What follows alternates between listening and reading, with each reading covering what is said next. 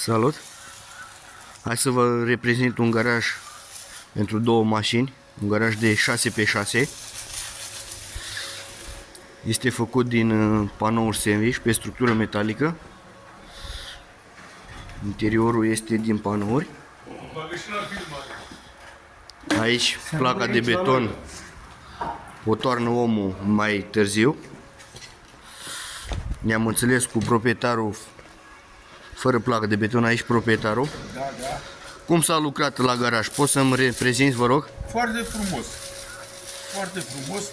În Ne-am cât- înțeles Da, în cât timp s-a realizat garajul? în 2 zile. Bun. Aici avem porți făcuți pe balamale. Acoperișul este în două ape, din panouri. Cei interesați care sunt să fac un astfel de garaj, vă pot ajuta. Puteți să mă sunați la numărul de telefon 0728 77 64 78.